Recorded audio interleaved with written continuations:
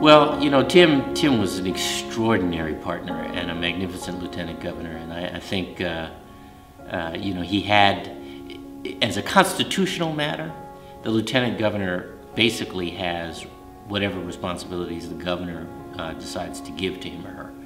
And I recognized pretty early that Tim had so much to contribute in terms of his understanding of politics, first of all, and the backstories behind so much of the politics we were dealing with.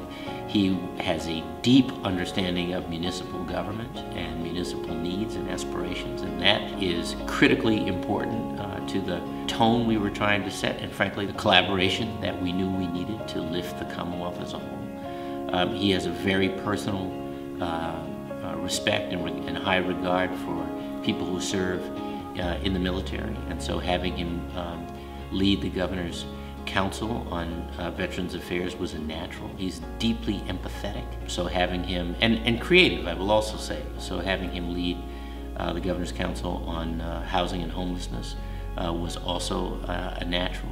There's so many ways, you know, the STEM Council, so many ways in which Tim took an assignment and just drove it deeper, and as a result of his work, we lead the nation on so many fronts. So I'm grateful to him. You know, Tim and I did serve as mayors together. He was mayor in Worcester, I was mayor out in Westfield. I was an early supporter of Tim's when he ran for lieutenant governor. And I think it was important. I do think that mayors in particular, but those that work in government at the municipal level, have a certain understanding that the difference policies can make and investments can make back into those communities, and the difference that they can make on the ground in individual lives and the quality of lives in the communities that they lead. I think Tim, you know, certainly has shown great leadership, and him and the governor had a wonderful partnership where Governor Patrick gave him the ability to lead on a lot of issues, certainly veteran services, rail, STEM.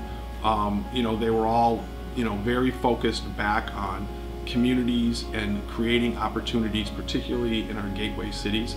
Tim understood that. He had obviously an interesting background being in local government, and I remember talking with him about a pretty divisive governor's council meeting. The issue on the agenda was causing some acrimony among the group, and I remember him joking with me, you know, this is nothing like running, you know, a city council meeting where you're talking about removing parking spaces downtown. You know, you really want something hairy, you know, go to a local public hearing where you're dealing not just with people you don't know, but friends and neighbors, and trying to build consensus on an issue that's pretty important. And you know, at the time, it made me laugh, because he did bring the perspective that, yeah, as tough as a meeting could be, or as grinding as an issue might be, you know, there's nothing worse than having those conversations with people you know, who you respect, who you know aren't going to be happy. And he brought that. That's the strength, I think, of local government.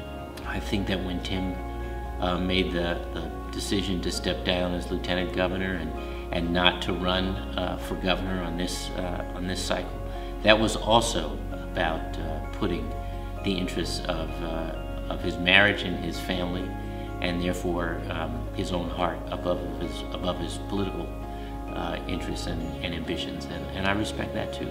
I hope that Tim stays involved in public life.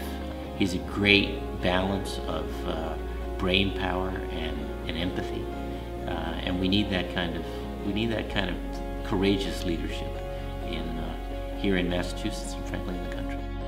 Well, it's, you know, as I said, lieutenant governor is a unique role, and some lieutenant governors are like the Maytag repairman. You're sitting by the phone waiting for the phone to ring. But Governor Patrick had me involved and engaged as a partner from day one. It was just an enormous honor in so many different levels to be able to work with so many good people.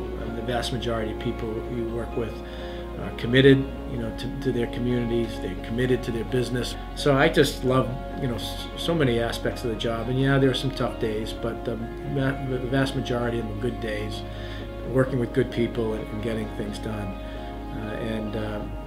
You know, that's something just an honor to be able to do.